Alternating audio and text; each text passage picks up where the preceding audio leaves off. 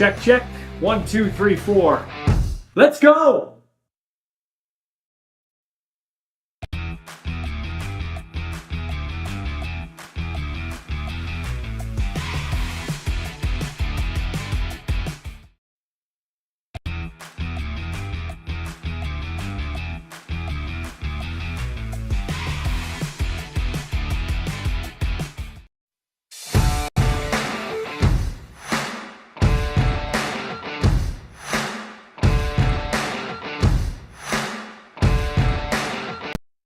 Hey, big man, thanks for taking time talking to me. So, a 100th game coming up in the Yeah, CFL. Does it feel like 100? not really, to be honest. No, time kind of flew by, but 100 games in the blue and gold. Yeah, remember your first game? What do you remember about your first game? First game, I think it was in BC. I was only on kickoff. A great Canadian wedge buster. You're a core four special teams guy. Um, how do you like playing special teams? Like in our game, and obviously I've paid a lot more attention to it. I used to obviously broadcast the game, so I'd be more concerned with the kick and the return aspect or the tackle, not so much all the nuances. But in our game, that third phase means something. So you're playing quite a few snaps. Just talk about your life as a special teams guy. You've played defense too, but as a special Yeah, teamer. yeah, mainly a special teamer, but yeah, it's a street fight out there, and it is really a important part to our game. It We only have three downs. It is, I'd say, a third, if not more, of our game. But yeah, it's a battle out there. You're always exhausted. You always have to go 100%. But yeah, it's fun too. Yeah. So you've had concussion problems here a little bit this year, but you're back and you seem to be getting your game back. Like it seems like that's the Nick Hallett I've watched over the years. Do you feel is that Yeah, the right assessment on my end? yeah. I mean, unfortunate happened there. That's the first time in my career I've had to miss regular season games, so that was a little new to me. But yeah, it was a little slow, but I feel like myself again. I feel like I'm ready to torpedo tackle again. Yeah, and you did that in Edmonton. What a weird Yeah, play that was. Like you hit the guy, the ball comes out, my kid's right there, you're right there, yeah, two other people are right there, and somehow the Edmonton guy gets it and goes for the touchdown. yeah. Just another. I mean, just yeah, an example of how crazy special teams are. Yeah. No, what's your favorite one? What's your favorite I special like team? punt. Punt's my favorite And for why is sure. that? Uh, I just feel natural there, and I feel like getting just to run down and make a tackle. That just feels most comfortable to Yeah. me. I Blocking love like KOR punt returns a little different, a little definitely harder, more challenging to get in your right block, but also gratifying once you make a nice block as well. Yeah, so what's that? Because Ethan's talked about that. He said that's tough. Like, especially, I know the Argo game in Winnipeg, Ethan had to go up against a backup like lineman, gave up probably about Yeah, 100 pounds and got tattooed a couple of times. It's not easy doing that. But I mean, I love that aspect of our game that you always got to do something with the ball, but it's tougher being a blocker, isn't it? yeah. I mean, yeah. Special teams, like I said, it's a street fight. Sometimes you are punching above your weight, or just sometimes it you have a guy like I like punt because I get to run down as fast as I can and make Yeah. someone try and miss. On the other Yeah. end of that, it's hard to when someone's running as fast as they can to try and not let you touch them. It's hard to get in proper position and take on your block. In your 100 games, who's been the toughest returner to corral? Good question. I mean, each person has their own little quirk, but yeah, I don't even know. Janarian's just always a great returner, and it's tough because I played with him for so many years to go up against him. Yeah. But I'd say he's one of the greats for sure. Yeah, when he moved on from you guys, are you somewhere in your mind going, shit, what are you guys doing? I don't want to have to tackle this kind of game. Yeah, I mean, I would have liked to see him back originally, but I mean, all the best to him, and he was doing amazing. And we have a pretty special guy now too in Trey. Yeah. Yeah, and he's on. I'd say if you just had to think about it off the top of your head, he'd be the rookie of the year, wouldn't he, right now, you think? Yeah, I'd say so. Yeah. So, But it's always nice having someone back there that's good and that you like. It makes blocking for them a lot easier and the want to. so talk about that for me, because when you have a Janarian Grant, when you have a Vavel, in terms of blocking, we talk about the guy getting a running start at you, but you only have to kind of be an impediment for when you have a guy like that behind you, right? Like you just Yeah, have to hold your guy up for a second. 100%. Like with Janarian, you'd have to just get one touch on the guy and he was by you. And like Trey too, he hits it hard. So that makes blocking a lot easier. It's harder when you have to try and sit there and battle with a guy for a couple seconds, trying to wait for your returner to hit it or make his decision. But guys like that, it makes it a lot easier. So Mike Miller's your coach, but he was a player too. Talk Yeah. about that. Talk about that dynamic from you, because I mean, you're a young guy compared to me. You're still a kid, but a young man. Okay, I'm older, but you're a graybeard on that team. You've been with him. So what's that like? The transition, him being a coach. Yeah, I think it's been good. Like obviously, I played with him. I lived with him too for a year, so uh, it was a little different. But Mike's a great guy, and he's seen it all. So just to have that wisdom and experience, I wish he was still next to me battling it out. But to have that guy coaching us, it's awesome, and he's very knowledgeable.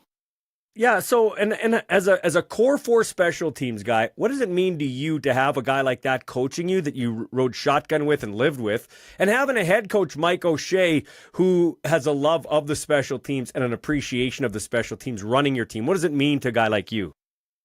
Yeah, it just me. It gives me like I already have a want to, but it just to have those guys on my side and like they're player coaches. They obviously done it before. They know what it's like. They know what it takes. They know what it means to a team to have guys that play specials and contribute. So it's awesome. Just not only their experience, but their coaching and just like, yeah, the way that they appreciate guys in the trenches as well. I've had Ethan on my show a few times. He can't speak to it because it's his first year with you guys, but you can speak to it. Some of the narrative, like from some of my colleagues in the media, is like, oh, maybe Mike O'Shea, the team has tuned him out. Maybe his time has come. People's time comes. Although, I mean, some of the great organizations like the Steelers keep the same coach forever. From your standpoint, you know, is the team still dialed into what Mike O'Shea's message is? I think so. I'm ready to go to battle for that guy, and he does the same. I mean, I think he's created a great environment, a great team. Yeah, we've had our ups and downs this year, but that's still the message is still there, and I think the buy-in is still there. It looks a little different this year, but we still have a mission in sight, and I know a lot of us in the room are still riding with Mike. Yeah. So, and you're a great guy to talk to. So, like, the feeling in the locker room, it's been up and down. It's been 3 wins in a row, 2 losses, a win, 2 losses, that type of season. And so you've never seemed to really get on track that we're accustomed to in the West and in the CFL with the Winnipeg Blue Bombers. Why should I believe that you're going to get it back on track? I'm asking not as Bomber Ballsy the dad. I'm asking as a media guy. Why should I believe you're going to get it on track? I mean, like you said, I am a little older in this league. 2019, we were the underdog. No one thought we were going to win. We just had it cooking right at the right time. Other years, yeah, we have been on top, but I think this season it's just been one phase has been on and 2 off, or 2 phases on and 1 off. But you've seen games where we've put all 3 phases together, and it just takes the right time, the right recipe. Once we spark that to it, everyone's at the same point in the playoffs now. It's win or go home. So yeah, it's not like they have an advantage right now. Yeah. Yeah, that's the beauty of it, right? And you talked about 2019. You guys had to go through the West. You had to beat Calgary. You had to come to Saskatchewan. It was the goalpost game, Yeah. but that got you there, and then it got you to the Grey Cup on a nice run. Is there any more pressure on your team? To a team of Hamilton that blew us out 2 times in the regular season. They walked in there thinking they were going to do it again. Yeah, there you go. Absolutely. Absolutely. So how are you guys, without giving me any inside information, because I'm not asking that, how are you guys approaching this game? Is it full bore? Is it, we're gonna look at some guys? Like what's and what's the overall mentality here this last game against Montreal to try to get ready for the playoffs? I mean, I think it's same as every week.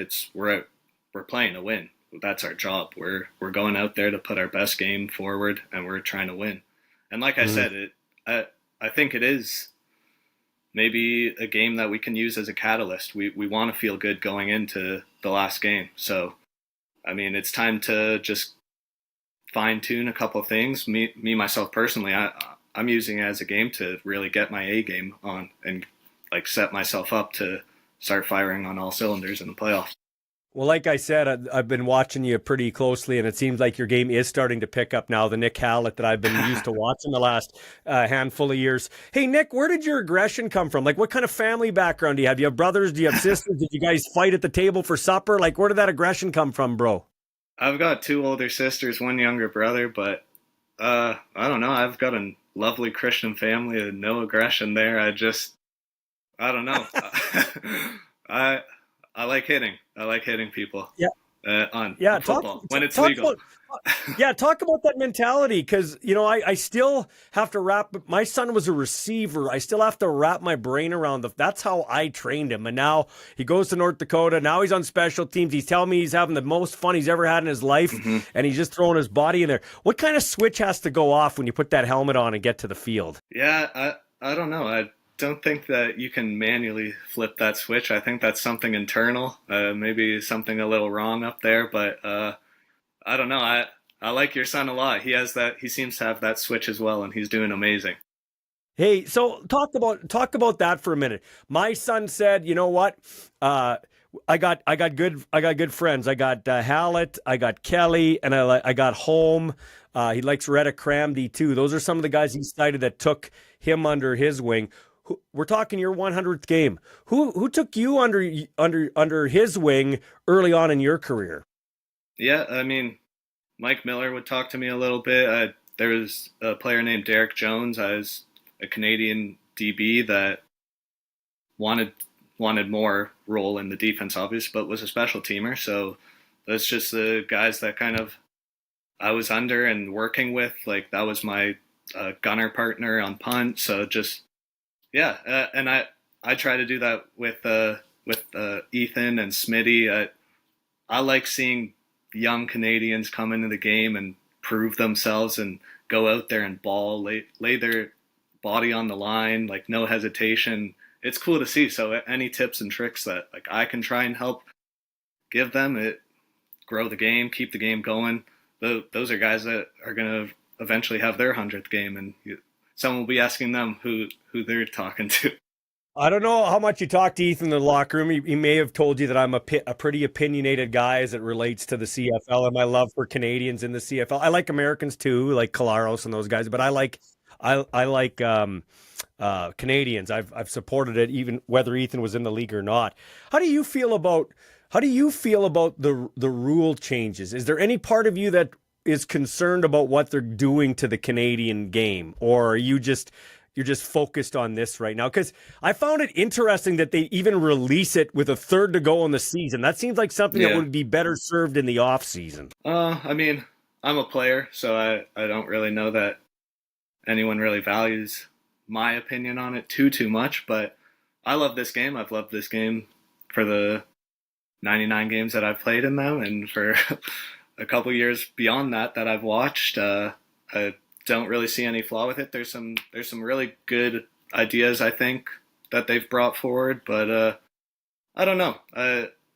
One thing I'd say is definitely the most exciting aspect of this year has been the field goal return. So I'd hate to see us lose that, but yeah, other than that, I don't know. The other thing that I'm a staunch advocate of, you'd be supportive of it because you're one of them, is keep it. The most important thing in the CFL to me is the Canadians. So a guy can grow up to wanting to be a Nick Hallett or be a Jake Kelly or be a, like when I go to Bomber games, I see Colaros jerseys, I see Jefferson jerseys, I see Pokey Wilson jerseys. Of course, they're great players, but I see 2-1 Brady Oliveira and Nick Dembski and those kind of guys. Like, you need. That's the part of that kind of bugs me. It's like, we have more great Canadian talent than ever, but it's like everybody's trying to chip away at that Canadian ratio. I think we should have more Canadians, not less. That's how I feel. I don't know if you agree, but Canadians are so important.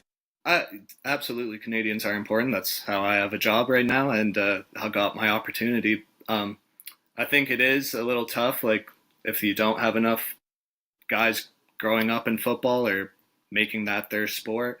I don't think the ratio should ever be touched, but I mean, Americans are, just as important. They could help grow the game too if we had the right TV deal down south. I'm sure all their families would love to watch as well. I'm all for growing the game, but there's definitely certain aspects that you need to keep the same. C and CFL for sure, and maybe some other rules that I won't comment on. But I like our game. I like our product. I think it's arguably better, more entertaining, not as predictable. But I guess there's smarter guys up there making decisions. I'm not putting words in your mouth, so anybody watching this or listening, Nick Hallett has nothing to do with it. I would beg to differ that there are smarter guys than you making decisions. I think it's never been the game. I think there should be more things like this that promote the Nick Halletts, and we've never promoted guys. The messaging has never been great. Like, if you'd get behind, like I'm watching that Jays game yesterday, I'm thinking if we just had a snippet of the coverage that hockey or baseball gets, like, this is the most exciting brand of football on the planet. I love our game. It's never done. Like, the game is never over till that final zero. I think that's a great element of it for sure. Okay, so how long do you plan to play this game? And when you're done this game, Nick, what do you plan to do after? Good question. A lot of people ask me that, like my parents, and I say I'm going to play this game till the wheels fall off. So after football, I haven't really thought too far about it. But I'd like to play for as long as I can, whether that's 3 or possibly 4 more years. Hopefully I can do that, God willing. I've been blessed tremendously so far, so hopefully I can keep doing that. But I'd love to stick around the game. So whether that's coaching at a younger level or collegiate level, I dabble a little bit in that in the off season with Dembski. So again, I like this game. I like football, obviously. It's been my life from a young age. So hopefully I can play for a while longer and then stick around. So you dropped the little nugget there, so I got to follow up on it. What do you like? I know Dembski had a youth football camp here during the season. Did you help out with that? And do you do that during the season? Like, do you help out? Do you do any speaking or anything with the Blue Bombers? Yeah, some opportunities here and there, but in the off season, Dembski and a couple other partners of his started up a 7-on-7 recruit ready tournament for younger grades and then high school grades, and we take them down south for tournaments there and just exposure. And I know they've gotten quite a few athletes to NCAA schools, so it's really cool, and it's gratifying to help younger generation just grow in football. Okay, lastly, man, you've got the Montreal Alouettes, and depending how things shake down, it's probably going to be the Montreal Alouettes again. So you want to hit the ground running, like in terms of being ready to go, feeling good about yourself. But you also got to watch that you don't give too many things away, right? I guess, like, it's just going to probably be a vanilla game, I would think. You're just going to do what you always do and just get ready for the playoffs. Yeah, I mean, specials wise, like I already told you, I'm going to be doing my thing out there. I'm going to try and go 100% every time. And hopefully they have to prepare for that for next week. And they're like, dang, that guy plays hard. Well, they know you for sure, man. Hey, thanks for your time. I really appreciate it. Thanks for looking after my kid, too. I appreciate that more than this interview act. Yeah, thanks for having me. And he's a great kid, and he's going to be an amazing football player. He's already shown that. Athletes aren't built during the season. They're built here in the off season, where real progress happens. At the Den Sports Performance and Agility Center, they don't just train, they develop. For athletes ages 13 to 17, they offer team packages and individual group training with up to 5 weekly sessions of your choice of dryland or strength-focused work. Every program blends strength, agility, balance, mobility, speed, and recovery with a focus on durability that most programs overlook. Because showing up on game day means staying strong all season. Every session is coached by a certified speed and strength specialist and focused on long-term athletic success, not quick fixes. Flexible programming, real results. The Den Sports Performance and Agility Center is where serious athletes level up. Book your spot now at thedenyqr.ca.